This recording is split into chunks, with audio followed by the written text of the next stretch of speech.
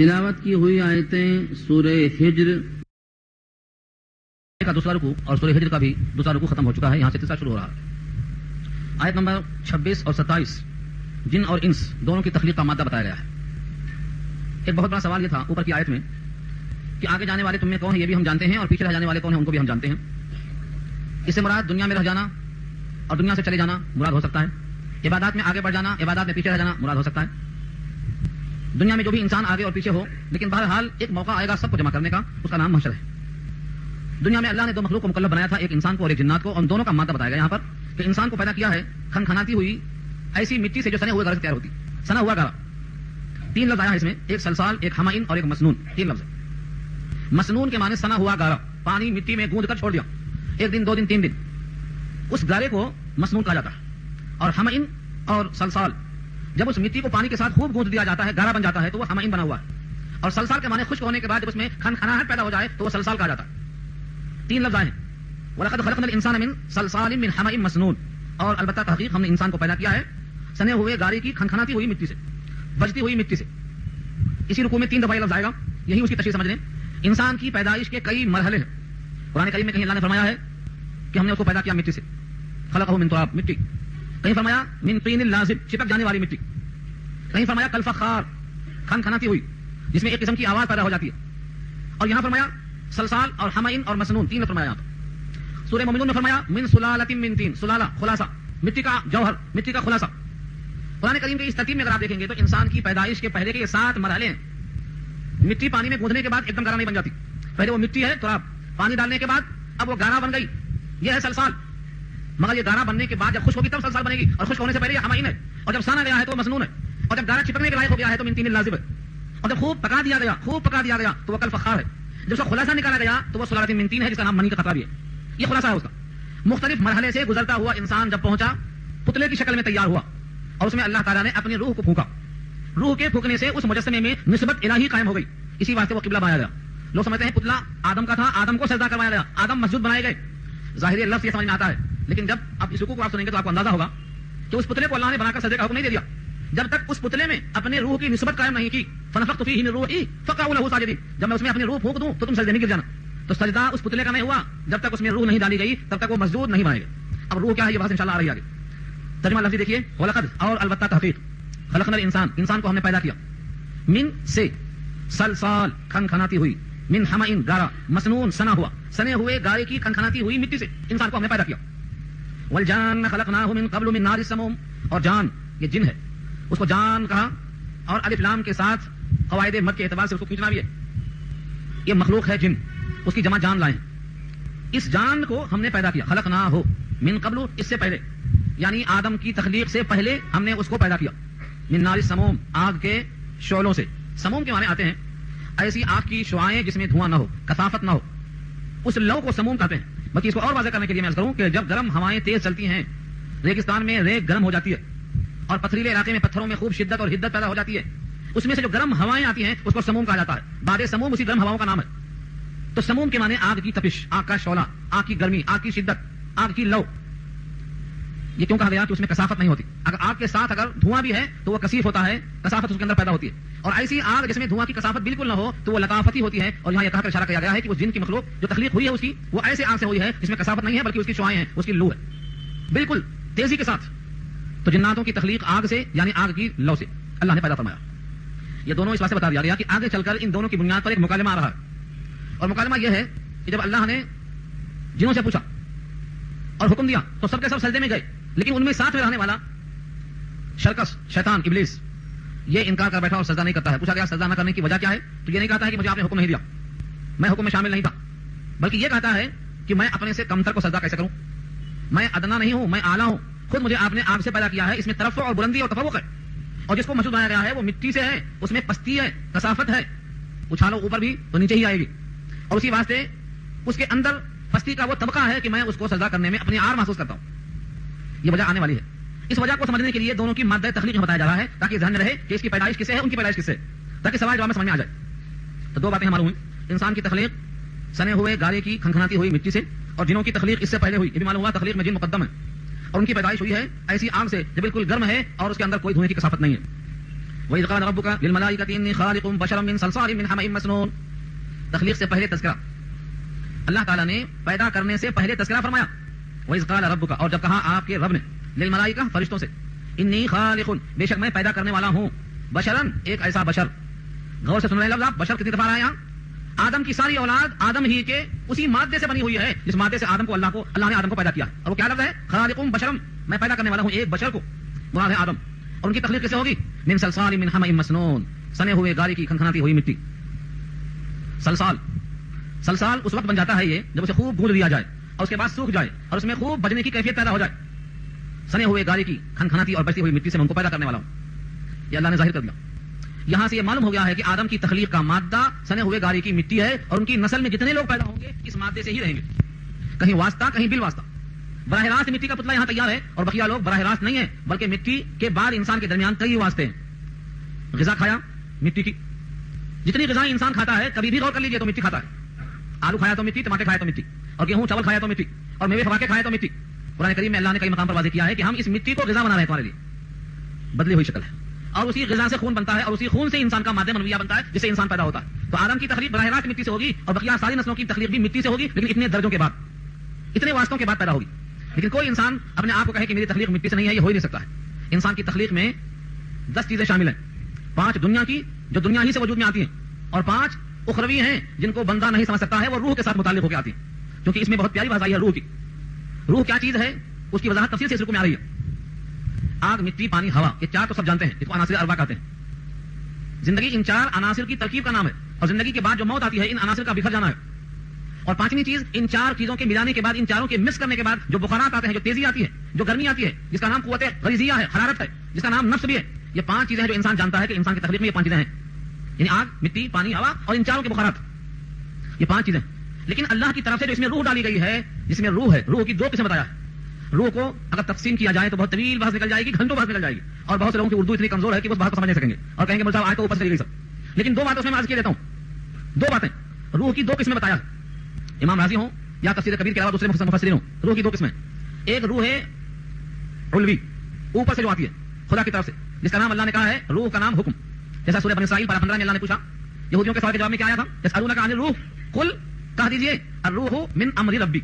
روح کے بارے میں پوچھتے ہیں، ان سے بولو روح کو تم سمجھ نہیں سکتے، تمہارا حافظہ، تمہاری میموری بہت مختصر ہے. وما اوتیتم من العلم الا قلیلا، تمہیں تھوڑا علم دیا گیا ہے، اس تھوڑے علم میں 4 رکعت 3 رکعت تم بھول جانے والے، تمہیں کیا پتا روح کے بارے میں کیا بتاؤں. تمہارا حافظہ اتنا کمزور ہے اور اتنی کثافت ہے کہ تم اپنی لکھی ہوئی یاد کرنے کی کوشش کرتے ہو، وہ چیزیں بھول جاتے ہو. تمہارا علم بڑا محدود ہے. خلاصہ سن لو کہ روح میرے رب کا حکم ہے. حکم ہے تو جسم جاری ہے، حکم نہیں ہے تو رک جاتا. تو اس روح کو کیا کہا؟ علوی، بلندی سے آئی، اللہ کی طرف سے آئی. یہ مٹی سے نہیں پیدا ہوتی. جو مٹی سے جسم پیدا ہوتا ہے جس کا نام نفس ہے، انہی 5 چیزوں کا خلاصہ بتایا میں آپ کو. اس نفس کے اندر اس روح کو ٹھہرنے کا موقع ملتا ہے. اس روح کے ساتھ اللہ نے 5 چیزیں رکھی ہیں. روح تنہا تنہا نہیں ہے، روح کیا ہے؟ امر رب ہے. تو امر رب، رب کا حکم، روح کا جز ہوا. نمبر 2، روح کا ایک اور حصہ ہے، اس کو روح کہتے ہیں. وہ روح انسان کے اس نفس کو زندہ رکھتی ہے. قلب کیا ہے؟ قلب کی حرکت، شریانوں کے اندر جو روح میں پہنچتی ہے عدت، وہ اسی روح کی وجہ سے پہنچتی ہے. آپ کا دل اس گرمی کو جسم کے رگ و ریشوں کے ذریعے سے سارے جسم کو جو گرم رکھتا ہے، جو حدت جو آتی ہے، یہ اسی روح کا کرشمہ ہے. وہ روح نکلنے کے بعد یہ نفس ٹھنڈا اور اس کے توسط سے دل کے ذریعے سے شریانوں میں پہنچنے والی گرمی سب ختم ہو جاتی ہے. تو روح تو اللہ کا حکم ہے، مگر وہ روح اللہ کے پاس سے آتی ہے. جسم سارا کا سارا یہاں سے بنا ہے، لیکن وہ ایک ہی چیز ہے روح جو وہاں سے آتی ہے. پھر اس روح کے کتنے درجات ہیں اور کتنے اس کے مناقب ہیں اور اس کے کتنے درجات ہیں. قلب کیا ہے اور خفی کیا ہے، اخفا کیا ہے، یہ سب اس کے درجات ہیں، اس کی منزلیں ہیں. ان تمام کے اندر جانے سے پہلے ہم ایک چیز اور جاننا چاہ رہے ہیں. انسان اتنا اگر سمجھ لے کہ اس کائنات کی ہر چیز استعمال کرنے کے بعد ہمارا جسم تیار ہوا ہے، لیکن یہ جسم ہمارا نکما اور ناکارہ ہے جب تک کہ اللہ کا حکم اس کے ساتھ نہ جڑ جائے. وہ حکم الگ ہوا، یہ جسم کی موت. وہ حکم، وہ روح باقی رہی، یہ جسم باحیات رہتی ہے. یہ سارا جسم اس پر موقوف ہے. پھر اب اس کے بعد اس انسان کو کبھی قوت ملکوتیہ حاصل ہوگی، کبھی قوت شہوانیہ کا غلبہ ہوگا، کبھی نفس امارہ کا غلبہ ہوگا، کبھی نفس ملہمہ کا غلبہ ہوگا. اس انسان کی جیسی صفت ہوگی، جیسی صحبت ہوگی، جیسے لوگ ہوں گے، جیسا عمل ہوگا، جیسا عقیدہ ہوگا، جیسی فکر ہوگی، اس لحاظ سے یہ گھٹتا بڑھتا رہے گا. اعمال صالحہ روزے کی شکل میں حاصل ہوتے رہیں گے تو نفس مطمئنہ حاصل ہوگا، نفس لوامہ حاصل ہوگا. خواہشات پر چلتا رہا، ہمیشہ حرام خوری میں مبتلا رہا تو نفس امارہ بڑھتا جائے گا، یہاں تک کہ قوت شہوانیہ اتنی غالب آ جائے گی کہ انسان درندہ بن جائے گا اور وحشی بن جائے گا اور انسان کے قتل کرنے میں ذرا بھی آر محسوس نہیں کرے گا. یہ صفت کہاں سے آئی؟ صحبت، علم، عقیدہ اور فکر سے آئی. تو اس انسان کے اندر اللہ نے کئی چیزوں کا رکھا. صحبت صالح تو صالح کنت، نیکوں کی صحبت میں رہنے سے انسان سنورتا ہے اور خراب کی صحبت میں بگڑتا ہے. اب اس بگڑنے میں اور بننے میں کئی درجے پیدا ہوتے ہیں. اگر انسان توازن کے ساتھ رہتا ہے، حرام سے بچتا ہے، اور عوامر جو اللہ کے ہم کو بجا لاتا ہے تو بڑا اعتدال رہتا ہے، بڑا معتدل رہتا ہے، ہر ایک کو ہر ایک کا حق دینا جانتا ہے، بیوی کو بھی حق دیتا ہے، باپ کو بھی حق دیتا ہے، ماں کو بھی دیتا ہے، قرآن کو بھی دیتا ہے، نبی کو بھی دیتا ہے، ہر ایک کا حق ادا کرتا ہے۔ یہ کب ہو سکتا ہے؟ جب اس میں اعتدال ہو، توازن ہو، بیلنسنگ ہو۔ اس کا نام نفس مطمئنہ ہے۔ جب یہ مطمئن ہوتا ہے خدا کے حکم پر تو اس کے لیے ہر کام آسان ہو جاتا ہے۔ تو نفس مطمئنہ، امارہ، لوامہ، مطمئنہ کے علاوہ ملہمہ، یہ سب قرآن کریم کی طرح ہیں۔ یہ اسی روح کے اس نفس کے ملنے کے ساتھ اعمال صالحہ کی کثرت اور کمی کی وجہ سے یہ پیدا ہوتے ہیں، گھٹتے ہیں اور بڑھتے ہیں۔ اللہ نے فرمایا کہ اس انسان کو جو ہم مکمل تیار کر لیں، اس کا پتلا تیار کر لیں۔ اب سجدہ کے لائق نہیں ہوا، پتلا اللہ نے خود بنایا، فرمایا خلقت بیدی، میں نے اپنے ہاتھوں سے بنایا، لیکن ابھی اس کو سجدہ نہیں کیا جائے گا۔ پتلا تیار، اس میں آگ ہے، مٹی ہے، پانی ہے، ہوا ہے، اس کے بخارات ہیں، لیکن ابھی یہ مٹی کا پتلا ابھی مسجود ملائکہ بننے کے لائق نہیں ہوا۔ آگے جملہ ہے فَإِذَا سَوَّيْتُهُ، بس جب میں اس کو پورا ٹھیک کر لوں، سویتہ، سوی کے معنی برابر کرنا، درست کرنا، ٹھیک کرنا، جب میں اس کو بالکل ٹھیک کر چکوں اور بنا چکوں، وَنَفَخْتُ فِيهِ مِن رُوحِي، اور اس میں میں پھونک چکوں اپنی روح، نفخت پھونکوں، فیہ اس میں، نفخت فعل ماضی ہے، جن کو عربی ذرا آتی ہے وہ پریشان نہ ہو، نفخت فعل ماضی ہے اور پھونک میں نے مار دیا نہیں، اذا داخل ہے، کبھی بھی ماضی پر اذا آ جائے تو معنی مستقبل کا ہوگا، اور جب میں اس کو ٹھیک ٹھیک بنا چکوں اور اس میں پھونک مار چکوں، فیہ اس میں، اپنی روح، من روحی، اپنی روح میں سے، فقعوا لہ ساجدین، تو تم پڑ جانا اس کے لیے سجدہ کرتے ہوئے۔ تو سجدہ کس کا ہوا؟ پتلے کا ہوا یا روح کا ہوا؟ روح والے پتلے کا سجدہ کرنا ہے، تو گویا روح اللہ کا حکم ہے۔ اب یہاں سے ایک بہت بڑا اشکال کیا ہے، جن لوگوں نے حضرت عیسیٰ کو خدا کا بیٹا کہا ہے اس واسطے کہ وہ روح اللہ ہیں۔ ہاں، سوال کا جواب ذہنشین کر لو، حضرت عیسیٰ کو اللہ کا بیٹا کیوں کہا؟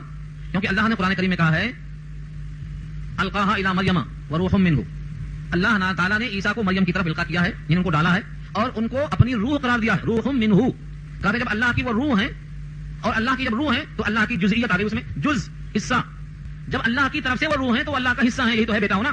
ہر عیسائی وہیں سے استدلال کرتا ہے کہ اللہ کے وہ بیٹے ہیں۔ یہاں قرآن نے جواب دیا ہے اگر اپنی روح پھونکنے سے حضرت عیسیٰ خدا کے بیٹے ہو سکتے ہیں تو یہاں آدم میں بھی اللہ نے اپنی روح کو پھونکا ہے، تو آدم بھی بیٹے ہوئے، اور جتنے دنیا میں آدم کی اولاد ہے سب میں وہی روح پھونکی گئی ہے، تو سب کے سب اللہ کے بیٹے ہوئے، باقی کون بچا پھر؟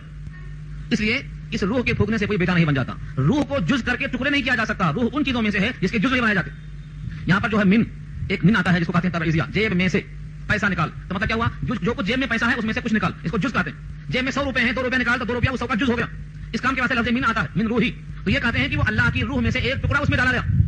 حالانکہ من تبعیض کے لیے ہر جگہ نہیں آتا، ہر جگہ من تبعیض کے لیے نہیں آتا، کیونکہ روح ایسی چیز نہیں ہے جس کے ٹکڑے کیے جائیں، روح اللہ کا وہ حکم ہے جس کے ٹکڑے نہیں کیے جا سکتے، لہذا یہاں من تبعیضیہ نہیں ہے بلکہ من زائدہ ہے، اور من زائدہ حسن کلام کے لیے کلام پاک میں کثرت سے استعمال ہوا ہے۔ کہاں کہاں من زائدہ ہے اگر آپ کو دیکھنا ہے تو کبھی فرصت میں لے کے بیٹھیں، کلام پاک میں کہاں کہاں من زائدہ ہے۔ من زائدہ عربی کلام میں حسن کلام کے لیے بہترین سرمایہ ہے۔ فرمایا نفخت فیہ من روحی، پھونکوں میں اس کے اندر اپنی روح کو، فقعوا لہ ساجدین، تو تم سب پڑ جانا ان کے لیے سجدہ کرتے ہوئے۔ تو حقیقت سجدہ کس کا ہوا؟ پتلے کا نہیں ہوا۔ پتلے میں جو روح ہے وہ اصل روح جو ہے مسجود بنائی گئی ہے، اور آدم ظاہر ہو رہے ہیں اس کے لیے۔ قبلہ کو اہل نظر قبلہ نما کہتے ہیں، یہی مراد ہے۔ آج جو بیت اللہ کی طرف منہ کرتے ہیں وہ بیت اللہ کی طرف نہیں، وہ تو ایک سمت ہے، اس سمت کی طرف جس کا حکم ہے وہ کرنے کے لیے وہ ذات الہ مراد ہے، ہم ان کی طرف رخ کرتے ہیں۔ اس واسطے آپ کہتے ہیں انی وجہت وجہی للذی فطر السماوات والارض حنیفا وما انا من المشرکین، بے شک میں نے اپنی توجہ کی ہے، اپنا چہرہ کیا ہے اس ذات کے لیے جو ذات سارے جہان کے واسطے معبود کا درجہ رکھتی ہے، جس نے پیدا کیا زمین اور آسمان کو، اور میں اسی ایک کی طرف متوجہ ہوں اور میں کسی کو شریک نہیں کرتا۔ یہ نیت کرنے کا مطلب کیا ہوتا ہے؟ آپ اس دیوار کی طرف رخ ضرور کرتے ہیں لیکن آپ کی فکر اور آپ کو اطاعت کا جو جذبہ ہے وہ اللہ کی اطاعت کرنا ہے۔ اسی واسطے شاعر کہتا ہے حاجیو ہے ہم کو گھر والے سے کام، گھر کے محراب و ستون سے کیا غرض؟ تو یہ چیز دکھانے کی ہے کہ آدم کو سجدہ ہوا، اصل میں آدم میں اللہ نے روح پھونکا ہے، اس مناسبت سے سجدہ کرنے کا حکم دیا گیا۔ ایسا آپ کہتے ہیں کہ دیکھو توحید بڑی اہم چیز ہے، توحید کے بغیر سارے اعمال نکمے اور ناقص ہیں، لیکن توحید جو نری توحید ہو جس میں باغیانہ اور سرکشیانہ انداز ہو وہ توحید یہاں کو نظر آتی ہے۔ سب نے سجدہ کر لیا، سب کے سب سجدے میں گر گئے، فسجد الملائکۃ کلھم اجمعون، سب فرشتوں نے سجدہ کر لیا۔ الملائکہ جمع ہے، کلھم کل کے کل ٹوٹل، اور اس کے بعد تاکید میں اجمعون بھی آیا، سب اکٹھا، 3 لفظ تاکید کیا ہے، الملائکہ جمع، کلھم اس کی تاکید، اجمعون تاکید در تاکید، سجدے میں گر گئے سارے کے سارے سب فرشتے، الا ابلیس، مگر ابلیس نے، یعنی ابلیس نے سجدہ نہیں کیا، ابا انکار کیا، ان یکون مع ساجدین کی وہ ہوئے سجدہ کرنے والوں کے ساتھ، ساجدین کے ساتھ ہونے میں انکار کیا۔ سجدہ کیوں نہیں کیا جبکہ اللہ کا حکم تھا؟ اگر بعض لوگوں کا خیال ہے کہ فرشتوں کو سجدہ کرنے کا حکم تھا اس لیے ابلیس نے سجدہ نہیں کیا، تو اچھا موقع تھا، یہ بول سکتا تھا کہ آپ نے مجھے حکم ہی نہیں دیا، لیکن یہ نہیں کہا اس نے کہ آپ نے مجھے حکم نہیں دیا، بلکہ یہ کہتا ہے کہ میں سجدہ ایسوں کو کیسے کروں جو مجھ سے کمتر ہیں، اس کا مطلب سجدے کا حکم تھا اس کو، اور یہ اپنے تکبر کی بنیاد پر سجدے سے انکار کر دیا، اپنے انا کی بنیاد پر انکار کر دیا، ابا انکار کیا، ان یکون مع ساجدین کہ ہوئے وہ سجدہ کرنے والوں کے ساتھ۔ قال یا ابلیس، کہا اللہ تعالیٰ نے اے ابلیس، براہ راست مخاطب ہوا ہے ابلیس، ما لک الا تکون مع ساجدین، کیا ہو گیا ہے تجھ کو یہ کہ تو نہیں ہوا سجدہ کرنے والوں کے ساتھ، یعنی تجھے کیا امر باعث ہوا، کیا وجہ بنی، کیوں ایسا ہوا کہ تو نہیں ہو سکا سجدہ کرنے والوں کے ساتھ؟ اب اس نے خود بتا دیا، قال ابلیس نے کہا لم اکن، میں نہیں ہوں، لاسجد لبشر، کہ میں ہو جاؤں سجدہ کرنے والا کسی ایسے بشر کے لیے، خلقتہ من सलसाल मिन हमाइम मसनून, जिसको आपने पैदा किया हो सने हुए गारे की खनखनाती हुई मिट्टी से, मैं सजदा करने वाला उसको नहीं हूँ। यहाँ इतना ही कहा है, इल्लत बयान नहीं की है। मगर सूरह आराफ में ये इल्लत बयान की है, अना खैरुम मिन्हु, मैं उससे बेहतर हूँ। खलक़तहु मिन नार, खलक़तहु मिन नार व खलक़तहु मिन तीन, खलक़तनी मिन नार व खलक़तहु मिन तीन, मुझको आपने पैदा किया आग से, उसको पैदा किया मिट्टी से, लिहाजा मैं उससे बेहतर हूँ। ये इल्लत को उसने बयान किया। यहाँ इशारा उसी की तरफ कि मैं ऐसे बशर को सजदा करने वाला नहीं हूँ जिसको आपने पैदा किया है खनखनाती हुई मिट्टी से। देखा आपने, हुक्म इलाही का इनकार है। यहाँ से मालूम हुआ ऐसी तौहीद कि खुदा का हुक्म भी ठुकरा दे। खुलासा क्या बना इसका कि इब्लीस बुरा यूं कहता है कि मैं इतना बड़ा मुवाहिद हूं कि मैं सजदा सिर्फ आपको करूंगा और आपके हुक्म से भी आपके गैर को सजदा नहीं करूंगा। ये तो हुआ, मैं इतना बड़ा मुवाहिद हूं कि सजदा सिर्फ आपको करूंगा और आपके हुक्म से भी आपके गैर को सजदा नहीं करूंगा क्योंकि वो मुझसे कमतर है। अगर ये तौहीद है तो ऐसे मुवाहिदीन का यही अंजाम होने वाला है जो मोहब्बत से खाली है, इताअत से खाली है। जहां खुदा का हुक्म आ जाए वहां अपनी अकल को बलाए ताक रखने का हुक्म साबित हुआ। जहां अल्लाह का हुक्म सराहतन आ जाए वहां अपनी अकल इस्तेमाल नहीं करना, यहां से साबित होता। और जहां रसूलुल्लाह का हुक्म सराहतन आ जाए वहां भी अपनी अकल का इस्तेमाल नहीं करना, यहां साबित होता। अब कुछ लोग कहते हैं कि देखो भाई जमाना ऐसा आ गया है कि अब टाई के बगैर नहीं चलता, टाई पर कयास करो, नया मसला पैदा करो, इज्तिहाद करो, कुछ कोशिश करो। पैजामा टखने से नीचे नहीं चलने वाला था लेकिन अब जमाना पैंट का है, जरूरी हो गया, कुछ इज्तिहाद करो। ऐसे मसाइल में इज्तिहाद करना जहां नस है, नस यानी सराहत है रसूलुल्लाह के हुक्म की, अगर कोई वहां अपनी अकल को दखल देता है तो उनका भी अंजाम यही होगा जो यहां इब्लीस का हुआ है। क्यों? अपनी अकल का इस्तेमाल वहां नहीं कर सकते जहां सराहत हुक्म आ गया हो अल्लाह रसूल का। आप इज्तिहाद वहां करेंगे जहां रसूलुल्लाह का और अल्लाह का हुक्म सराहतन मौजूद न हो, वहां पर इल्लत की बुनियाद पर इख्तिलाफ की गुंजाइश होती है। हर जगह इज्तिहाद का मतलब ये नहीं होता है कि हुक्म सही मौजूद है और आप इज्तिहाद कर रहे हैं। अगर ऐसा दुरुस्त होता बफर्ज महल, सपोज थोड़ी देर के लिए आपकी बात मान ले कि अल्लाह का हुक्म भी है, रसूलुल्लाह का हुक्म है, फिर भी इज्तिहाद करना चाहिए, तो चलो यहां इज्तिहाद करके देखो इब्लीस का बयान गलत है क्या? इब्लीस का कौन सा जुमला गलत है यहाँ? क्या ये सच नहीं है कि आदम मिट्टी से बनाया गया? क्या ये गलत है कि आदम मिट्टी से तैयार हुए और मिट्टी में पस्ती है और इब्लीस आग से पैदा हुआ है और आग में तरफ बुलंदी है? इसमें क्या खराबी है? कौन सा जुज गलत है इसका? इसकी गलती सिर्फ यह है कि सही हुक्म इलाही के होते हुए अपने अकल का इस्तेमाल किया, यह खराबी है इसकी। लिहाजा अल्लाह और रसूल का सराहतन हुक्म होते हुए इज्तिहाद नहीं किया जा सकता, वरना यह नौबत आने वाली है। तखनो से पजामा हुजूर का हुक्म है। टाई के बारे में वाज़ेह है कि अलामत सलीब है, ईसाइयों का अकीदा है कि ईसा को सूली पर चढ़ा दिया गया और उम्मत के सारे गुनाहों का कफारा दे दिया। ये उसके सूली पर चढ़ाए जाने की अलामत लगाकर फिरते हैं घरों में, जबकि कुरान साफ कहता है वमा कतलूहु वमा सलबूहु वलाकिन शुब्बिह लहुम, न उनको कत्ल किया गया है न उनको सूली पर चढ़ाया गया है, लेकिन मामला मुश्तबह हो गया उनके ऊपर। सलबूहु की नफी करता है कुरान और ये सलीब की अलामत दिए फिरते हैं अपने घरों में। इज्तिहाद की गुंजाइश नहीं है क्योंकि सराहतन हुक्म मौजूद है। हुक्म इलाही के होते हुए इज्तिहाद नाजायज, खड़े होकर पेशाब करना, कुछ लोग यहाँ भी इज्तिहाद करते हैं, भाई आज का जमाना ऐसा है इज्तिहाद किया जाए। जिंदगी में एक दफा आपने बैठ के इस्तिंजा इस वास्ते किया है ताकि जवाब साबित हो जाए, कोई उज़्र है, मजबूरी है, कभी ऐसा हो गया, अपने कपड़ों के बचाने के साथ साथ गुंजाइश है, लेकिन आदत बना लेना ये जायज नहीं हो सकता, ये दुरुस्त नहीं हो सकता। तो यहाँ से हमें उसूल मिलता है कि अपनी अकल को हर जगह नहीं लगाना, नहर जाए मरकब तमा ताख्तन कि जहां से पर बायदन दाख्तन। जैसे उसने कहा कि मैं नहीं हूं सजदा करने वाला बशर को जिसको आपने पैदा किया है खनखनाते हुए गारी की मिट्टी से, अल्लाह ने फरमाया क़ाल फ़ख़रुज मिन्हा फ़इन्नका रजीम, कहा निकल तू यहाँ से, यानी आसमान से बाहर जा। मिन्हा की ज़मीर आसमान जहां ये मौका पेश आया, ये पूरा का पूरा वाकया पुतला बनाने का, सजदा कराने का, ये आसमान पे पेश आया, वहां से निकलने के वास्ते हुक्म दिया अल्लाह ने, फ़ख़रुज निकल यहाँ से, फ़इन्नका रजीम, बेशक तू रजीम है। रजीम के माने मरजूम, मरदूद के माने में, इसलिए आप कहते हैं औज़ु बिल्लाहि मिनश शैतानिर रजीम, वो रजीम यही है। फ़इन्नका रजीम, शैतान रजीम हुआ उसी दिन से, उससे पहले रजीम नहीं था, उस दिन से खिताब मिलता है उसको, फ़इन्नका रजीम, तू यहाँ से निकल, अब तू रजीम है यानी मरजूम है। अगर ऊपर चढ़ा आसमान की तरफ तो तेरा इस्तकबाल होगा शिहाबुन साकिब से, जलते हुए शोलों से मार भगाया जाएगा उसके औलाद को। अब आसमान की तरफ ये नहीं जा सकते, ऊपर जाना बंद। व इन्ना अलैका लानत इला यौमिद्दीन, और बेशक तुझ पर लानत है फैसले के दिन तक, क़यामत के दिन तक। अलैका लाना, तुझ पर लानत है। सूरह आराफ में फरमाया इन्ना अलैका लानती, अलैका लाना यहाँ है, वहाँ है अलैका लानती, तुझ पर मेरी लानत है। और यहाँ मेरी के बजाय अल्लाना में जो अलिफ लाम है उसी मुज़ाफ के बदले में आया, मुज़ाफ इलैहि के बदले में आया। इन्ना अलैका लाना यानी अलैका लानती, तुझ पर लानत है यानी मेरी लानत है तुझ पर। लानत किसे कहते हैं? लानत रहमत की जिद, रहमत अल्लाह की शफकत, अल्लाह की इनायत और अल्लाह की मोहब्बत का मकाम है, और लानत उसी रहमत की जिद है, उसका अपोजिट, यानी जहां पर खुदा का गजब हो, खुदा का इताब हो, खुदा की फटकार हो और जहां सजाएं जारी हो उसको लानत कहा जाता है। तो मकाम लानत जहन्नम है और मकाम रहमत जन्नत है। तुझ पर लानत है फैसले के दिन तक। शैतान भी बहुत चालाक था, ज़हीन था, अपने काम के लिए मोहलत मांग लिया। क़ाल रब्बी, कहा ऐ मेरे परवरदिगार, फ़अंज़िरनी, फिर तो मुझे थोड़ा मोहलत दे दो, फ़अंज़िरनी, मुझे मोहलत दे दो, कब तक? इला यौमि युबअसून, उठाए जाने के दिन तक। मांगा था अल्लाह की तरफ से हुक्म क्या था? यौमिद्दीन, फैसले के दिन तक तुझ पर लानत होती रहेगी। मगर ये कहता है कि लानत होने का तो मुकर्रर वक्त है ही, मगर मैं चाहता हूं कि लानत होने से पहले कुछ वक्फा मुझे दिया जाए, मोहलत का, इस सजा को जरा मौखर किया जाए, मुझे थोड़ा सा मौका दिया जाए। कब तक मौका चाहिए? इला यौमि युबअसून, उठाए जाने के दिन तक। उठाए जाने का दिन कौन सा है? जिस दिन सूर फूंका जाएगा सब उठेंगे। फइज़ा नफ़िख़ फ़ी सूर, जिस दिन सूर में फूंक मारी जाएगी सब खड़े हो जाएंगे सामने अल्लाह के। तो ये उठाए जाने के दिन तक मोहलत मांग रहा है। अल्लाह फरमाते हैं ठीक है, इन दो जुज़ में से एक जुज़ को बोले, तुझे मोहलत तो मिलेगी लेकिन उस दिन तक नहीं मिलेगी, मोहलत मिलेगी। क़ाल फ़इन्नका मिनल मुनज़रीन इला यौमिल वक़्तिल मालूम, कहा बेशक तुझे मोहलत दी गई। मुनज़रीन मफ़ऊल है, तू हो गया मोहलत दिए हुओं में से, लेकिन उठाए जाने के दिन तक नहीं, बल्कि एक मुतय्यना मुद्दत तक तुझको हम मोहलत देते हैं। इस्तेमाल है और यौम के माने दिन, तो एक मुतय्यना दिन तक मोहलत दिया अल्लाह ने। देखा आपने, उसने मोहलत मांगा उठाए जाने के दिन तक, लेकिन मोहलत मिली जरूर एक मुकर्रर वक्त तक। वो अल्लाह जानते हैं कि वो मुकर्रर वक्त कौन सा है। असहाबे सीरत लिखते हैं कि बंदा अपने जिंदगी के आखिरी दिन तक इसी कश्मकश में रहता है कि वो शैतान मोहलत मांग के बैठा हुआ है हमारे लिए, اگر دشمن چوکنا ہو، دشمن چالاک اور شاطر ہو، دشمن ایک پلان کر کے گھاٹ میں بیٹھا ہوا ہو اور اس کا شکار غافل ہو تو نقصان زیادہ ہو جاتا ہے. یہاں دیکھو اللہ نے واضح کیا کہ شیطان نے مہلت پانے کے بعد اللہ کے سامنے ایک چیلنج کیا ہے. قال ربی بما اغویتنی، کہا اے میرے پروردگار اس وجہ سے کہ آپ نے مجھے گمراہ کر دیا. ربی بما اغویتنی، بما میں جو بے ہے یہ سبب بیان کرتا ہے، ریزن. بما اغویتنی اس سبب سے، اس وجہ سے کہ تو نے مجھے گمراہ کیا ہے. کس کو بنایا بنیاد گمراہ کرنے کی؟ یہ آدم کی وجہ سے مجھے ایسا معاملہ پیش آیا. لہذا لأزینن لهم فی الارض ولأغوینہم اجمعین الا عبادک منہم المخلصین. میں ضرور دنیا ان کے سامنے ایسی مزین کروں گا، ایسی آراستہ کروں گا اور ان کو ایسا بیدار اور ایسا بھٹکاؤں گا کہ سب کو اپنے ساتھ جہنم میں لے کے چلا جاؤں گا. شیطان اللہ سے کہا رہا ہے اور اللہ نے نبی پر اس آیت کو نازل کر کے بحفاظت ہم تک پہنچایا ہے کہ تم غافل مت رہو، تمہارا دشمن بڑا چوکنا ہے. الفاظ دیکھو، لأزینن لهم فی الارض، یہ ایک ٹکڑا بہت غور طلب ہے. لأزینن لهم فی الارض، زمین میں ان کے لیے میں آراستہ کرتا رہوں گا، مرغوب کر کے دکھاؤں گا. یعنی زہر کو ایسا ملمہ کر دوں گا چکنے کور میں کہ وہ زہر کا زہر ہونا نظر نہیں آئے گا. اس کو بولتے ہیں لأزینن، ملمہ سازی کرنا، خراب چیز کو اچھی طرح پیش کرنا، یہ ہے لأزینن لهم. اب دیکھو شیطان کیسے کیسے گمراہ کرنے کے لیے دنیا میں مرغوب چیزیں کیسے پیش کرتا ہے.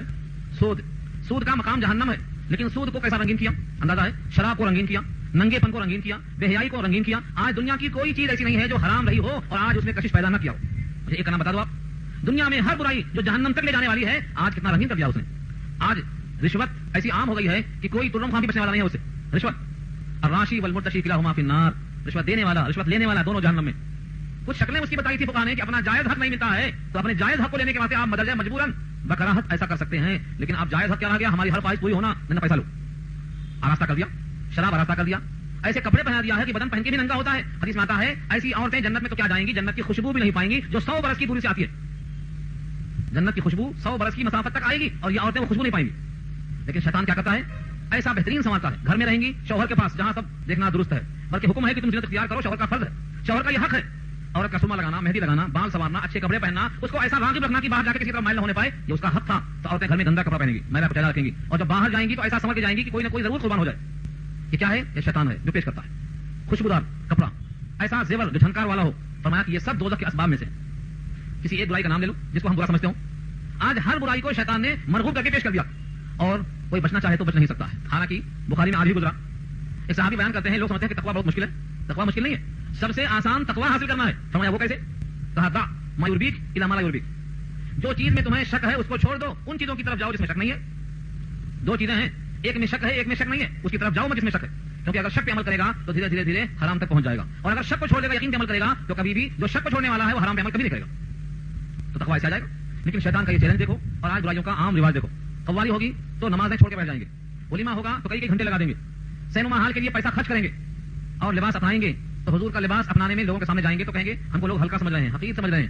ایسا لباس پہنیں گے جو یہودیوں کا لباس ہے، اب کہیں گے لوگ ہم کو بڑا سمجھ رہے ہیں. تو جو گناہ کا لباس ہے اس میں خود کو بڑا سمجھ رہا ہے، اور جو تقوی کا لباس ہے اس میں خود کو حقیر سمجھ رہا ہے. یہ مزاج کی خرابی ہے. جیسے کسی کو بخار آ جائے اور گڑ کڑوا لگے تو کیا کہے گا؟ گڑ کڑوا ہے، حالانکہ مزاج بگڑ چکا. اگر ایمان ہے تو اس کے واسطے نمونہ کون ہے؟ رسول اللہ صلی اللہ علیہ وسلم. قرآن نے واضح کیا ہے، قرآن کریم میں شک نہیں ہے. قرآن کریم لا ریب فیہ شان رکھتا ہے. لقد کان لکم فی رسول اللہ اسوۃ حسنہ. رسول اللہ کی پوری زندگی تمہارے واسطے بہترین نمونہ ہے، یہ تمہارے واسطے آئیڈیل ہے. اور ہم رسول اللہ کے لباس میں، رسول اللہ کے حلیے میں، رسول اللہ کے طرز میں اپنے کو حقیر محسوس کر رہے ہیں. پھر کیا تم اس کا مطلب کیا نکلتا؟ گویا تم نے رسول اللہ کو حقیر سمجھا، نعوذ باللہ. تبھی تو ان کے اعمال کو، ان کے کردار کو، ان کے وفا کو اور ان کے لیل و نہار کو تم نے کمتر سمجھا. رسول اللہ سے بڑا اس زمین پر کوئی پیدا ہی نہیں ہوا.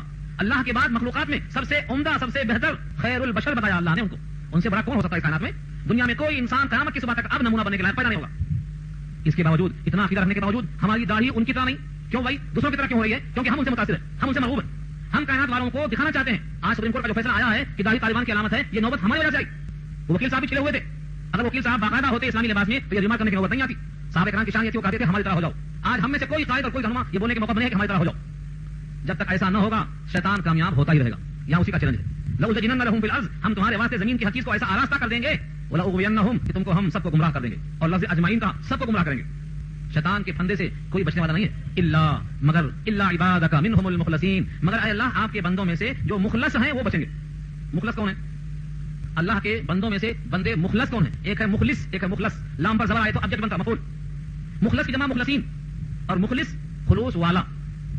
مخلص کون بندہ ہے؟ جس کو اللہ نے منتخب کر لیا ہو، جس کو اللہ نے چن لیا ہو، جن کو اللہ تعالیٰ نے اپنی بندگی کے لیے خاص کر لیا ہو. یہ بندے مخلص ہیں، چنندہ، سلیکٹڈ، منتخبہ بندے. جتنے انبیاء ہیں یہ سب منتخبہ بندے ہیں، ان کو چنا گیا اللہ نے. اور جتنے صحابہ ہیں منتخبہ بندے ہیں، جتنے تابعین ہیں منتخبہ بندے ہیں، اور جتنے شریعت کے پابند ہیں یہ منتخبہ بندے ہیں. شریعت کے پابند نبی صلی اللہ علیہ وسلم کا طریقہ سمجھ میں آیا، اب اس کی مخالفت کبھی نہیں کرتے. ایسے بندوں کو اللہ نے مخلص کہا ہے، ان مخلصین پر تیرا زور نہیں چلے گا. اور ہذا صراط علیہ مستقیم، کہا اللہ تعالیٰ نے یہ ہے صراط مستقیم. ہذا صراط، یہ راستہ ہے، علیہ مستقیم، جو بے شک مجھ تک پہنچتا ہے سیدھا. یعنی اللہ تعالیٰ نے مخلص بندوں کو جس راستے پر لگایا، بے شک وہ راستہ سیدھا لے جا کے مجھ تک یعنی اللہ تک پہنچتا ہے، اور وہ مقام جنت ہے. سیدھا راستہ وہی صراط مستقیم ہم مانگتے ہیں ہر نماز میں. اسی صراط مستقیم کے واسطے یہ کتاب اللہ نے بھیجا ہے، اسی صراط مستقیم کے واسطے حضور کو نمونہ بتایا ہے، اسی صراط مستقیم پر چلنے کے لیے صحابہ کا بتایا ہے. اب انسان دنیا میں اپنے نمونے کو بھول جائے، ایک درجے کو نمونہ دے کے آؤ، نمونہ بھول جائے تو کیا چلے گا؟ جو دل میں آئے گا چلے گا، اور آپ کو پسند نہیں آئے گا پھینکا جائے گا کپڑا. رسول اللہ کی پوری حیات نمونہ ہے. اگر ہم نے نمونے کو چاہا ہے تو یہ قرآن کریم نمونہ ہے. چلتی پھرتی کتاب آپ کی ذات ہے، اس کا پورا کا پورا قاعدہ رسول ذات یہاں لکھا ہوا ہے. بی بی عائشہ کا وہ جملہ یاد رکھو، فرماتی ہیں کہ نبی صلی اللہ علیہ وسلم کے اخلاق قرآن ہیں، کان خلقہ القرآن. جو کچھ قرآن میں لکھا ہوا ہے یہ حضور کرتے تھے، اور جو کرتے تھے وہ یہاں لکھا ہوا ہے. یہ نمونہ دونوں میں کوئی فرق نہیں پائے گا. کوئی یہ کہے کہ حضور نے ایسا نہیں کیا اور کلام پاک میں ایسا ہے تو وہ گویا دو چیزیں الگ الگ بتا رہا ہے. نبی صلی اللہ علیہ وسلم کا اعلان ہے میں اتباع کرتا ہوں اس کی جو مجھ پر اللہ کا حکم آتا ہے، ان اتبع الا ما یوحى الی. اب یہاں ایک سوال بہت پیچیدہ ہے. اللہ تعالیٰ نے یہ واضح کیا کہ میرے بندے جو ہوں گے مخلص بندے وہ میرے صراط مستقیم پر چل کر مجھ تک پہنچیں گے اور اس پر تیرا زور نہیں چلے گا. ہاں ان عبادی لیس لک علیہم سلطان الا من اتبعک من الغاوین. یہ آیت سمجھو، بے شک میرے بندے کہ نہیں ہے تیرے لیے ان پر کوئی قابو مگر جو اتباع کر لے تیری گمراہ لوگوں میں سے. آدم سے لے کر ایدم اللہ کا یہ وعدہ باقی ہے کہ جو میرے مخلص بندے ہیں ان پر تیرا زور نہیں چلے گا. تیری اتباع جو خود کر لیں گمراہ لوگ ان پر تیرا زور چلے گا، تو ان کے ساتھ جہنم میں چلا جا. لیکن جو میرے بندے ہیں ان پر تیرا زور نہیں چلے گا. مفسرین لکھتے ہیں کہ یہ شیطان نے آدم سے حسد کیا تھا اور اپنا پورا زور آ کے آدم پہ ہی لگا دیا اور جنت میں سے ان کو باہر نکلوایا. یہ درخت کا پھل جو روکا گیا تھا کھانے کی ترغیب دے کے کھانا کھلا دیا تو وہاں تو کامیاب ہوگا. اور یہاں وعدہ اللہ کا یہ ہے کہ میرے بندوں پر تیرا زور نہیں چلے گا. تو آدم مخلص ہیں اور مخلص ہیں، منتخبہ بندے ہیں، ان پر زور کس طرح چل گیا؟ وہاں صحابہ کرام سے بھی ایسی لفظیں ہوئی ہیں کہ ان کو سنگسار کیا گیا. یہ شیطان کا زور کس طرح چل گیا؟ ان دونوں سوالوں کا ایک ہی جواب ہے. گمراہی اسے کہتے ہیں کہ آدمی اس گمراہی کے سبب سے جہنم میں چلا جائے اور مرنے سے پہلے تک توبہ کرنے کی توفیق نہ ہو، اسے گمراہ کہتے ہیں. اور اگر کبھی کسی کو چکما دے دیا پھر وہ ہار بحال ہو گئی اور توبہ کر کے راستے پر آ گئے اور اللہ کی رضامندی حاصل ہو گئی اور جنت میں مقام مل گیا تو یہ چکما دینا گمراہی کے برابر نہیں ہے. یہاں تک کیا تھا میں گمراہ کر کے ساتھ میں جہنم تک لے کے جاؤں گا. لیکن جن بندوں کو توفیق توبہ کی ہو گئی، اللہ ان سے راضی ہو گیا، جنت میں ان کو مقام مل گیا، یہاں اس کا پلان فیل ہو گیا. اس نے کوشش کیا گمراہ کرنے کی، بھٹکانے کی، لیکن وہ کامیاب نہیں ہوا. اور یہی نتیجہ ہے. ہر وہ بندہ جو نبیوں کے نقش قدم پر چلے گا، مخلص بندہ بنے گا، اللہ تعالیٰ فرماتے ہیں اس پر اس کا زور نہیں چلے گا. اور جو اس کی بات مانیں گے وہ کہاں جائیں گے؟ وَإِنَّ جَهَنَّمَ لَمَوْعِدُهُمْ أَجْمَعِينَ. اور بے شک جہنم ان کا موعد ہے یعنی وعدے کی جگہ ہے. یہ پورے کے پورے گمراہ ہونے والے، گمراہ کرنے والے شیاطین ان کے چہرے کہاں جائیں گے؟ یہ جہنم ان کا موعد ہے. اجمعین، سب کے سب وہاں پہنچیں گے. وہ جہنم میں دروازے کتنے ہیں؟ فرمایا لہا سبعۃ ابواب. ابواب جمع ہے، باب اس کا واحد ہے، اس کے لیے 7 دروازے. جنت کے 8 دروازے، جہنم کے 7 دروازے. جس طرح جنت کے اندر اللہ تعالیٰ نے 8 دروازے رکھے ہیں، ان کی مصلحت انہیں کو معلوم، لیکن رغبت ہے، تشویق ہے. ایک بار نبی صلی اللہ علیہ وسلم تذکرہ فرما رہے تھے کہ جنت کے 8 دروازے. صدیق اکبر رضی اللہ عنہ پڑوس میں تھے. انہوں نے سوال کیا کہ اللہ کے نبی، بھلا کوئی بندہ ایسا خوش نصیب ہوگا کہ جس کے داخلے کے لیے ہر دروازے سے آواز آئے؟ اس باب الریان صائمین کے لیے ہے، جو روزہ رکھے گا وہاں سے جائے گا. لیکن ایسا کوئی خوش نصیب بندہ ہے کہ ہر دروازے سے آواز آئے تو میرے ساتھ آ جاؤ؟ فرمایا نبی صلی اللہ علیہ وسلم نے ہاں وہ خوش نصیب بندہ اے ابو بکر مجھے امید ہے کہ تم ہو. جنت کے 8 دروازوں میں سے ہر دروازہ آواز لگائے گا کہ تم اپنے گزرنے کے ذریعے سے مجھ کو شرافت بخشو. جس راستے سے آپ گزریں گے اس کی تکریم کی، اس کی شان کی حد بڑھ جائے گی. آج ان پر لوگ تبرہ پڑتے ہیں جن کا یہ حال بیان کیا حضور نے. سیدنا صدیق اکبر آپ کا ہے پہلا نمبر. چوتھے کو جو پہلا کہتا ہے چوبے کا پہاڑا بولا ہے سیدنا صدیق اکبر آپ کا ہے پہلا نمبر. صدیق اکبر کی شان 7-8 دروازے سب پکاریں. ایسے ہی جہنم کے 7 دروازے. بعض روایتوں میں آتا ہے کہ ایک کے بعد دیگرے 7 منزلیں ہوں گی، اور بعض کہتے ہیں نہیں 7 منزلیں نہیں ہوں گی بلکہ سب کے سب ایک ہی لیول پر ہوں گے اور 7 دروازے ہوں گے جہنم کے. لہا سبعۃ ابواب لکل باب منہم جزء مقسوم. اور ہر دروازے کے لیے ان میں سے ایک جز ہوگا انسانوں کا مقسوم، جو تقسیم شدہ ہے. مقسوم مفعول کے وزن پر ہے، تقسیم شدہ. اللہ کو معلوم ہے، متعین کر دیا ہے کہ کس دروازے سے کون جائے گا. بس حدیث میں آتا ہے جہنم کے اطراف اللہ نے باڑ لگا دی ہے، جنت کے اطراف بھی باڑ لگا دی ہے. دونوں کی باڑ الگ الگ چیزوں کی ہے. فرمایا حفت النار بالشہوات وحفت الجنہ بالمکارہ. جنت کو گھیر دیا ہے، ناگوار چیزوں کی باڑ لگا دی گئی ہے، اور جہنم کو گھیر دیا گیا ہے، شہوات کی باڑ لگائی گئی ہے.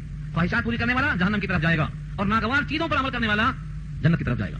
کیونکہ انسان کا جو نفس ہے یہ خواہشات کی تکمیل کرانا چاہتا ہے. اسی واسطے سب سے افضل عمل وہ ہے جو نفس پہ ناگوار گزرتا ہے. افضل الاعمال ما اکرهت علیہ النفوس. جس پر نفس کو ناگواری پیدا ہوتی ہے وہ افضل اعمال ہے. اس لیے بندے کو لازم ہے کہ شیطان کے شر سے اپنے کو بچانے کی فکر کرے. جن حرام چیزوں کو اس نے آراستہ کر کے پیش کیا ہے اس کے زہر کی آلودگی کو محسوس کرنے کی کوشش کرے اور سمجھ لے کہ اللہ کی رضا صرف اور صرف نبی کے طریقے میں ہے اور اللہ کی رضا صرف اور صرف قرآن کریم پر چلنے میں ہے، اس کے سوا حاصل نہیں. اب یہاں سے ان متقیوں کا بیان شروع ہوتا ہے. نیا رکوع آ رہا ہے کہ متقی جنت میں کس شان سے داخل ہوں گے. ان کے اندر جو سینے میں کینہ اور قبض ہے، سینے میں کسی کے بارے میں حسد ہے، جنت میں جانے کے وقت ان سب کو دھل کر نکال دیا جائے گا. ایسی بہترین چیز پلائی جائے گی کہ سب کا دل صاف ہو جائے گا. جنت میں کوئی کسی کو دیکھ کر دل میں کسک محسوس نہیں کرے گا. اس پر کلام انشاءاللہ آئندہ ہوگا. آپ حضرات دعا فرما لیں.